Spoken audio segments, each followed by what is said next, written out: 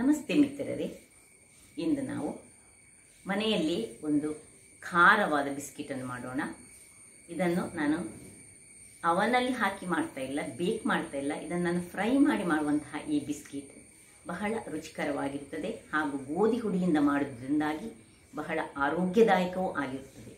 ಹಾಗಾದರೆ ಈ ಬಿಸ್ಕಿಟನ್ನು ಹೇಗೆ ಮಾಡುವುದು ಹಾಗೂ ಏನೆಲ್ಲ ಸಾಮಗ್ರಿಗಳು ಬೇಕು ಎಂದು ನೋಡೋಣ ಅಲ್ಲವೇ ವೀಕ್ಷಕರೇ?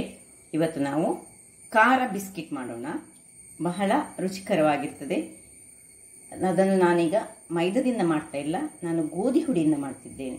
ನೀವು ಬೇಕಿದ್ರೆ ಮೈದಾದಿಂದ ಸಹ ಮಾಡ್ಬೋದು, ಆದರೆ ಗೋಧಿ ಹುಡಿ ಆರೋಗ್ಯಕ್ಕೆ ಉತ್ತಮ ಹೇಳಿ ಅದರಿಂದ ನಾನು ಮಾಡ್ತೇನೆ. ಬಹಳ ಅದನ್ನು ಸ್ವಲ್ಪ ಸ್ಟೋರ್ ಮಾಡಿಸಿ ಇಟ್ಕೊಳ್ಬೋದು ಮಾಡಿದಂಥದ್ದನ್ನು. ನೋಡಿ, ಇಲ್ಲಿ ನೋಡಿ, ಇದು ಒಂದು 50 ಗ್ರಾಮ್ಸ್ನಷ್ಟು ನಾನು ಎಣ್ಣೆ ತೆಗೆದುಕೊಂಡಿದ್ದೇನೆ. ಯಾವ ಸಹ ರಿಫೈನ್ಡ್ ಆಯಿಲ್ ತೆಗೆದುಕೊಳ್ಬೋದು, ತೆಂಗಿನ ಎಣ್ಣೆ ಸಹ ತೆಗೆದುಕೊಳ್ಬೋದು. ಇಲ್ಲಿ 100 ಗ್ರಾಮ್ಸ್ನಷ್ಟು ಗೋಧಿ ಹುಡಿ ತೆಗೆದುಕೊಂಡಿದ್ದೇನೆ. 1 ಚಮಚದಷ್ಟು ಅಜ್ವಾಯಿನ್, ಮತ್ತು ಒಂದು 50 ಗ್ರಾಮ್ಸ್ನಷ್ಟು ಹಾಲು, 1 ಚಮಚ ಮೆಣಸಿನ ಹುಡಿ. ನಿಮಗೆ ಬೇಕಿದ್ರೆ 2 ಚಮಚ ಸಹ ತೆಗೆದುಕೊಳ್ಬೋದು.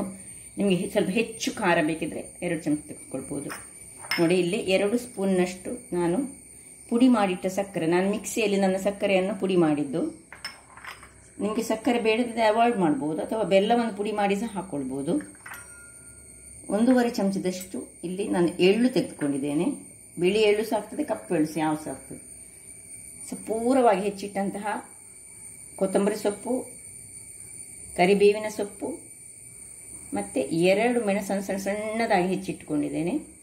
ಇದು ಸಹ ನಿಮಗೆ ಖಾರ ಸ್ವಲ್ಪ ಹೆಚ್ಚು ಬೇಕಿದ್ರೆ ಹೆಚ್ಚು. ಮತ್ತು 1/4 ಸ್ಪೂನ್ನಷ್ಟು ಅಡಿಗೆ ಸೋಡಾ ಇಟ್ಕೊಂಡಿದ್ದೇನೆ ನಾನು. ಹಾಗಾದರೆ ಹೇಗೆ ಮಾಡುವುದನ್ನು ನೋಡೋಣ ಅಲ್ವೇ ವೀಕ್ಷಕರೇ? ಮೊದಲಿಗೆ ಇಲ್ಲಿ ನೋಡಿ, ನಾನು ಇದಕ್ಕೆ ಈ 50 ಗ್ರಾಮ್ಸ್ನಲ್ಲಿ ಒಂದು ಅರ್ಧದಷ್ಟು,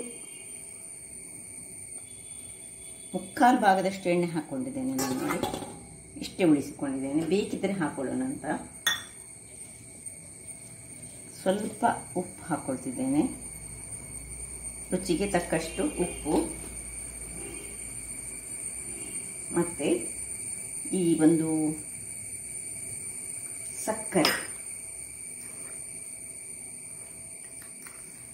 ನಾನು 1.5 ಚಮಚದಷ್ಟು ಸಣ್ಣ ಚಮಚದಲ್ಲಿ ಸಕ್ಕರೆಯನ್ನು ಹಾಕೊಂಡಿದ್ದೇನೆ. ನಿಮಗೆ ಸ್ವೀಟ್ ಕಡಿಮೆ ಬೇಕಿದ್ರೆ 1 ಚಮಚ ಹಾಕೊಂಡ್ರೆ ಸಾಕಾಗ್ತದೆ. ಈಗ ಇದನ್ನು ಚೆನ್ನಾಗಿ ಒಂದು ವಿಸ್ಕರ್ ಇದ್ದರೆ ಮತ್ತೆ ವಿಸ್ಕರಲ್ಲಿ ಮಾಡಿ, ಇಲ್ಲದಿದ್ದರೆ ಹೀಗೆ ಒಳ್ಳೆ ಮಿಕ್ಸ್ ಆಗಬೇಕಿದು.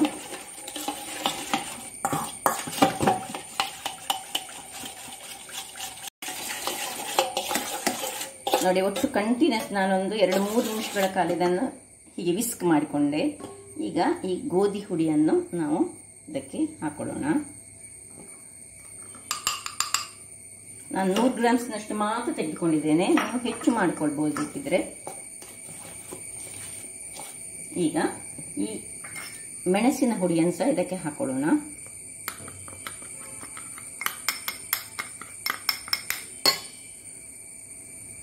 ಇನ್ನು ಸ್ವಲ್ಪ ಹಲ್ದಿ ಪುಡಿ ಹಾಕೊಳ್ಳೋಣ. ಇಷ್ಟನ್ನೊಮ್ಮೆ ಮಿಕ್ಸ್ ಮಾಡಿಕೊಳ್ಳೋಣ.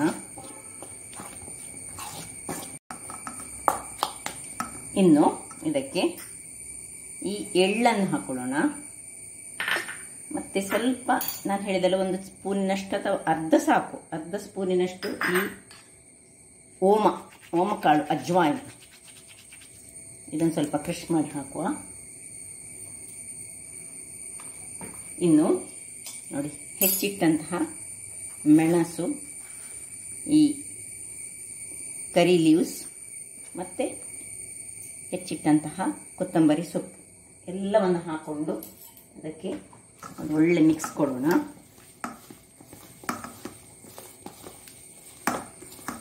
ಇದನ್ನು ನಾನು ಅವನ್ನಲ್ಲಿ ಮಾಡ್ತಾ ಇಲ್ಲ, ನಾನು ಇದನ್ನು ಕರ್ದು ಮಾಡ್ತಿದ್ದೇನೆ. ಇದು ಬಹಳ ರುಚಿ ಆಗ್ತದೆ. ಇದನ್ನು ಬೇಕಿದ್ರೆ 1 ವಾರಗಳ ಕಾಲ ಸಹ ಇಟ್ಕೊಳ್ಬೋದು ವೀಕ್ಷಕರೇ.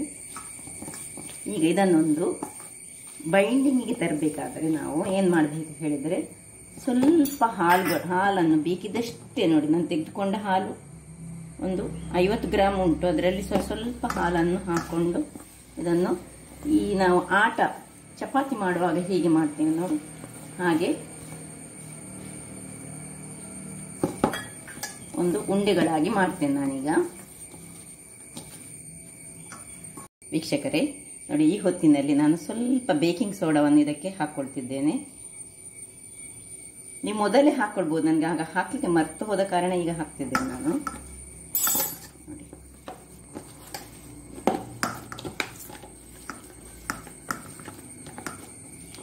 ಸ್ವಲ್ಪವೇ ಹಾಲನ್ನು ಹಾಕೊಂಡು ನಾವು ಇದನ್ನು ನಾದಿಕೊಳ್ತಿದ್ದೇವೆ.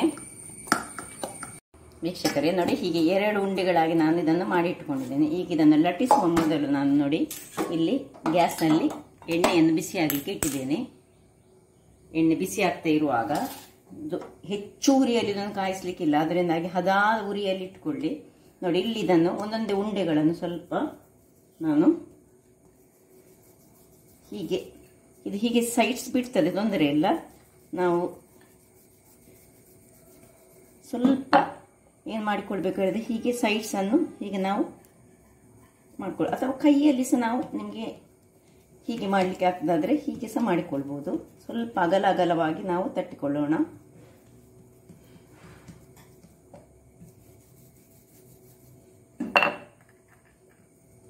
ಹೀಗೆ ತಟ್ಟಿಕೊಂಡು ನೋಡಿ, ಹೀಗೆ ಎಷ್ಟು ನಿಮಗೆ ದೊಡ್ಡ ಬಿಸ್ಕಿಟ್ ಬೇಕು, ಸಣ್ಣ ಬಿಸ್ಕಿಟ್ ಅದು ನೋಡಿ ಇಂಥದ್ದೊಂದು ಇದ್ದದರಲ್ಲಿ ಹೀಗೆ ದೊಡ್ಡ ಬಿಸ್ಕಿಟ್ ಬೇಕಿದ್ರೆ ದೊಡ್ಡ ಬಿಸ್ಕಿಟ್, ಸಣ್ಣ ಬಿಸ್ಕಿಟ್ ಬೇಕಿದ್ರೆ ಸಣ್ಣ ಬಿಸ್ಕಿಟ್, ಹೀಗೆ ಮಾಡಿಕೊಂಡು ನೋಡಿ ಶೇಪ್ ಕೊಡುವ ಇದಕ್ಕೆ. ಮತ್ತು ಇದನ್ನು ಇಷ್ಟನ್ನು ತೆಗೆಯುವ, ಪುನಃ ಬೇರೆ ಹೀಗೆ ಉಂಡೆ ಮಾಡಿಕೊಂಡು ಇನ್ನೊಂದು ಶೇಪ್ ಕೊಡೋದು. ಹಾಗೆ ಒಂದೊಂದೇ ಶೇಪ್ ಮಾಡಿಟ್ಟುಕೊಂಡು ನಾನೀಗ ನಮಗೆ ಇಟ್ಕೊಳ್ತೇನೆ ನಿಮಗೆ. ವೀಕ್ಷಕರೇ ಇಲ್ಲಿ ನೋಡಿ 4 ಆಯಿತು. ಈಗ ಉಳಿದದನ್ನು ನೋಡಿ ನಾನು ಸಣ್ಣದಾದ ಉಂಡೆಗಳನ್ನು ತೆಗೆದುಕೊಂಡು ನಾನು ಲಟ್ಟಣಿಗೆಯಲ್ಲಿ ಮಾಡೋ ಬದಲು ನೋಡಿ ಹೀಗೆ ತಟ್ಟಿಕೊಳ್ತೇನೆ. ತಟ್ಟಿಕೊಂಡು ಎಷ್ಟು ನಮ್ಮದು ಇಂತಹ ಬಾಯಿ ಉಂಟು ನೋಡಿ, ಇದು ನನ್ನದೊಂದು ಟಿಫಿನ್ ಬಾಕ್ಸ್ ಇದ್ದು ಮುಚ್ಚಳ, ಇದರಲ್ಲಿ ನೋಡಿ ನಾನು ಹೀಗೆ ತಟ್ಟಿಕೊಂಡು ನೋಡಿ ಇದರದ್ದು ಇದು ಇಷ್ಟು ಬರಬೇಕು, ಥಿಕ್ನೆಸ್ ನೋಡಿ ಹೀಗೆ ಬರಬೇಕು ನೋಡಿ, ಪ್ರತಿಯೊಂದದ ಥಿಕ್ನೆಸ್ ನೋಡಿ ಹೀಗೆ ಇರಬೇಕು. ಹೀಗೆ ಇದನ್ನು ಹೀಗೆ ತಟ್ಟಿ ನಾವು ಈ ಮುಚ್ಚಳದಲ್ಲಿ ಹೀಗೆ ಒತ್ತಿಕೊಳ್ಬೇಕು. ಮತ್ತು ಇದರ ಸೈಡ್ಸನ್ನು ಹೀಗೆ ತೆಗೆದರೆ ನಮಗೆ ಒಂದೊಂದು ಯಾವ ಸೈಜಲ್ಲಿ ನಮಗೆ ಬೇಕು ಆ ಸೈಜಲ್ಲಿ ನಾವು ಮಾಡಿಕೊಳ್ಬೋದು. ನೋಡಿ ಚೆನ್ನಾಗಿ ಹೇಳ್ತದೆ ಏನು. ಹೀಗೆಲ್ಲವನ್ನು ನಾನು ಮಾಡ್ತೇನೆ. ಈಗ ನೋಡಿ ಇನ್ನೆರಡು ಬಾಕಿ ಉಂಟು. ವೀಕ್ಷಕರೇ ನೋಡಿ ಇಲ್ಲಿ ಎಲ್ಲ ರೆಡಿ ಆಯಿತು. ನೋಡಿ ಹೇಗೆ ಬಂದಿದೆ ನೋಡಿ, ಹೀಗಿರಬೇಕು. ನಿಮಗೆ ಸಣ್ಣ ಸೈಜ್ ಬೇಕಿದ್ರೆ ಸಣ್ಣ ಸೈಜ್ ಮಾಡಿಕೊಳ್ಬೋದು. ಈಗ ನಾವು ನೋಡಿ ಇಲ್ಲಿ ಎಣ್ಣೆ ತುಂಬ ಬಿಸಿ ಸಾಗಬಾರ್ದು ವೀಕ್ಷಕರೇ, ಹದಾ ಬಿಸಿಯಲ್ಲಿ ಇರಬೇಕು. ಯಾಕೆ ಹೇಳಿದ್ರೆ ಇಲ್ಲದಿದ್ದರೆ ಅದು ಕರಟಿ ಹೋಗ್ತದೆ. ಇಲ್ಲಿ ಕಾಯಿಸುವುದೇ ಬಹಳ ಮುಖ್ಯ. ನಾವು ನೋಡಿ ಎರಡೆರಡೇ ಕಾಯಿಸೋಣ. ನಮ್ಮ ಸ್ವಲ್ಪ ದೊಡ್ಡದುಂಟಲ್ಲ, ಸಣ್ಣ ಉರಿಯಲ್ಲಿ ಇದನ್ನು ಕಾಯಿಸ್ಕೊಳ್ಬೇಕು. ಇಲ್ಲಿ ನೋಡಿ ವೀಕ್ಷಕರೇ, ನಾನು 2-3 ನಿಮಿಷ ಇದಕ್ಕೆ ಏನು ಸೌಟನ್ನೇ ಹಾಕೊಳ್ಳಿಲ್ಲ. ಈಗ ನೋಡಿ ಇದನ್ನು ನೋಡಿ ಸ್ವಲ್ಪ ಇದಾಗುವಾಗ ಇದನ್ನು ಸ್ವಲ್ಪ ನಾವು ಅಡಿ ಮೇಲೆ ಮಾಡ್ಕೊಳ್ಳೋಣ. ಇದರಲ್ಲಿ ಒಂದು 3-4 ಹಾಕೊಳ್ಬೋದಿತ್ತು, ಅದು ನಾನು ಇಲ್ಲಿ ಅದು ಒಡಿಬಾರ್ದು ನೋಡಿ, ಅದಕ್ಕೋಸ್ಕರ ಹೀಗೆ ಇದರಲ್ಲಿ ಇರುವುದೇ ಸಣ್ಣ ಉರಿಯಲ್ಲಿ ಇದನ್ನು ಚೆನ್ನಾಗಿ ಬೇಯಿಸಿಕೊಳ್ಳುವುದು. ವೀಕ್ಷಕರೇ ನೋಡಿ ಹೀಗೆ ಬ್ರೌನ್ ಕಲರ್ ಬರುವಾಗ ನಾನು ಇದನ್ನು ಒಂದು 2-3 ಸತಿ ಹೀಗೆ ಮೆಲ್ಲಕ್ಕೆ ತಿರುಗಿಸಿ ಹಾಕೊಂಡಿದ್ದೇನೆ. ಈಗ ಇಷ್ಟು ಸಾಕು. ಇದು ನೋಡಿ ಸ್ವಲ್ಪ ಗಟ್ಟಿ ಆಗ್ತಾ ಬರುವಾಗ ಇದನ್ನು ನಾವು ತೆಗೆದುಕೊಳ್ಳೋಣ. ಹೆಚ್ಚು ಎಣ್ಣೆ ಸಹ ಏನು ಕುಡಿಯುವುದಿಲ್ಲ. ಇದು ಮೈದಾದಿಂದ ಮಾಡಿದರೆ ಆರೋಗ್ಯಕ್ಕೆ ಉತ್ತಮ ಅಲ್ಲ, ಆದರೆ ಇನ್ನೂ ಸಹ ಬಹಳ ರುಚಿಕರವಾಗಿರ್ತದೆ. ನೋಡಿ ಇದು 2 ತೆಗೆದಿಟ್ಟುಕೊಂಡಿದ್ದೇನೆ, ಬಹಳ ರುಚಿಯಾಗಿರ್ತದೆ. ಇದನ್ನು ನಾವು ಸ್ಟೋರ್ ಮಾಡಿಸಿ ಇಟ್ಕೊಳ್ಬೋದು. ನೋಡಿ ಉಳಿದದ್ದೀಗ ಇವತ್ತು 3 ಹಣ್ಣ ಹಾಕೊಳ್ತೇನೆ ನಾನು ಹೇಳಿದ ಹಾಗೆ. ಇದು ಉರಿ ಮಾತ್ರ ಬಹಳ ಸಣ್ಣದಾಗಿರಬೇಕು.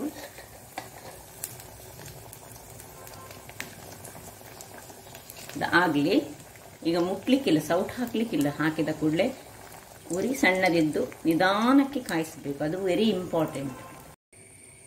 ವೀಕ್ಷಕರೇ ಇಲ್ಲಿ ನೋಡಿ ಈಗ ಇದು ಕೊನೆಯ ಇದಾಗ್ತಾ ಉಂಟು. ನಾನು ಈ 100 ಗ್ರಾಮ್ಸ್ ಅಲ್ಲಿ ನನ್ನದು ಒಟ್ಟು 7 ಇವು ಖಾರ ಬಿಸ್ಕಿಟ್ಗಳಾಗಿದೆ. ಸೊ ನೋಡಿ ಸಣ್ಣ ಉರಿಯಲ್ಲಿ ಮಾಡೋದ್ರಿಂದಾಗಿ ನಮಗೆ ಸ್ವಲ್ಪ ಹೆಚ್ಚು ಟೈಮ್ ಮಾತ್ರ ತೆಗೀತದೆ. ಹಾಗಾದರೆ ಮಾತ್ರ ಅದು ಒಳಗೆಲ್ಲ ಬೇಯ್ತದೆ. ಇದನ್ನು ನಾವು ಈಗ ಅವನಲ್ಲಿ ಹಾಕಿ ಮಾಡಲಿಕ್ಕೆ ಆಗುದಿಲ್ಲ. ಇದು ಬೇರೆ ರೀತಿಯದ್ದು, ನಾರಾಯಣ್ ಕಟರ್ನಾಗೆ ಅಲ್ಲ, ಇದು ಬೇರೆ ನೋಡಿ. ಈಗ 2-3 ಸತಿ ನಾನು ಇದನ್ನು ಅಡಿ ಮೇಲೆ ಮಾಡ್ಕೊಂಡು, ಇದು ಕೊನೆಯದ್ದು. ಈಗ ಇದನ್ನು ನಾನು ತೆಗೆದುಕೊಳ್ತಿದ್ದೇನೆ. ಇದರಲ್ಲಿ ನನಗೆ 7 ಮತ್ತೊಂದು ಸಣ್ಣದ ಆಗಿದೆ ಅಷ್ಟೇ. ನೋಡಿ, ರೆಡಿ ಆಯಿತು ನೋಡಿ. ಹೇಗೆ ಸೈಡ್ಸ್ ಎಲ್ಲ ಹೇಗೆ ಬಂದಿದೆ ನೋಡಿ, ಯಾವ ರೀತಿಯಲ್ಲಿ ನೋಡಿ, ಹೀಗೆ ಸೈಡ್ಸ್ ಬಂದಿದೆ ನೋಡಿ. ಇದು ಹೊಸತ್ತು ಈಗ ಮಾಡಿದ್ದು ಬಿಸಿಯಾಗಿ ಉಂಟು. ಸೊ ಹೀಗಾಗಬೇಕು. ಇದೊಂದು ಸಣ್ಣದಾಗಿದೆ. ಸೊ ವೀಕ್ಷಕರೇ ನೋಡಿ, ನಾನು ಇದನ್ನು ಪ್ರೆಸೆಂಟ್ ಮಾಡ್ತೇನೆ ಇದರಲ್ಲಿಟ್ಟು. ಸೊ